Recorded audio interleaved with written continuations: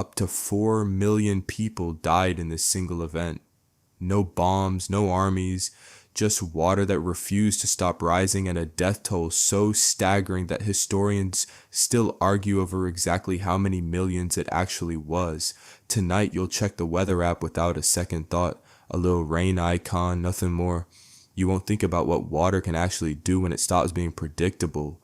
But the deadliest natural disaster ever recorded wasn't an earthquake, a volcano, or a hurricane.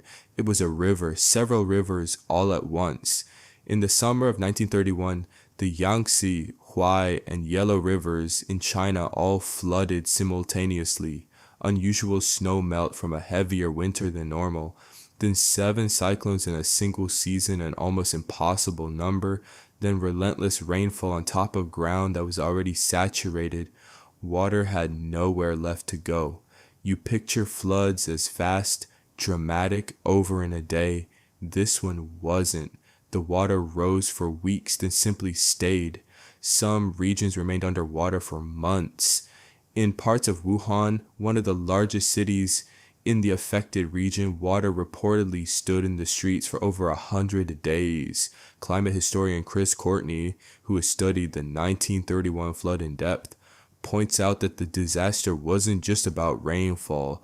Decades of deforestation upstream had stripped away the natural systems that once absorbed and slowed floodwater.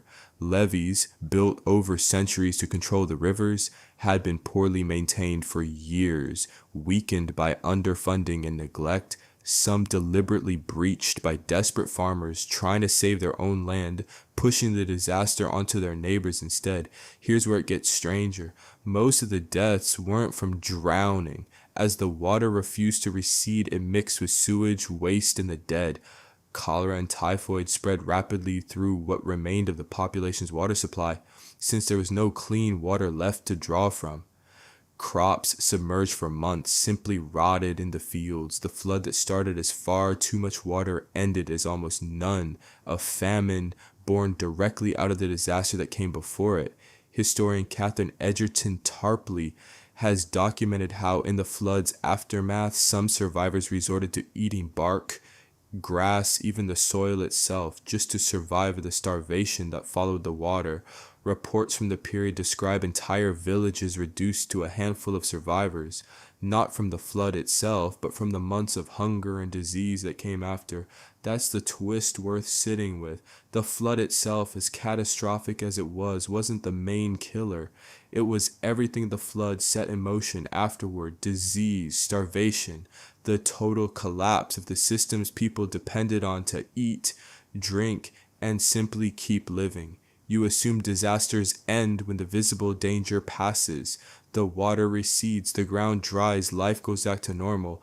1931 shows how wrong that assumption can be.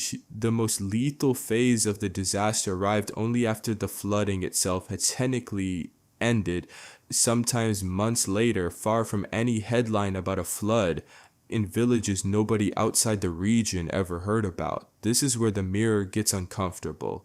You live in a world of increasingly unpredictable weather, and modern infrastructure, however advanced, runs on the same basic assumption 1930s China's levees did, that past patterns will hold, that a system built for yesterday's climate will handle tomorrow's storm.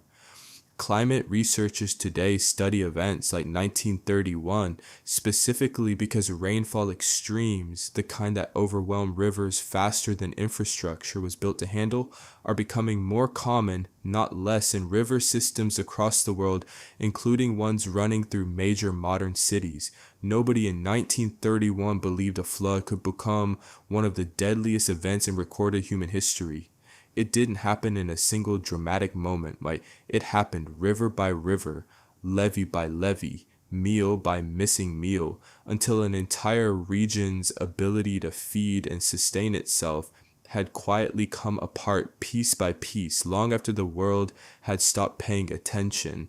So tonight, when you glance at that little rain icon and think nothing of it, remember what a river can become when every small failure, deforested hillsides, aging levees, a single desperate breach arrives at exactly the same time. The deadliest disaster in recorded history didn't start with an explosion or a wave. It started with rain that simply refused to stop, and it never even needed a single weapon to become one of the deadliest events humanity has ever recorded.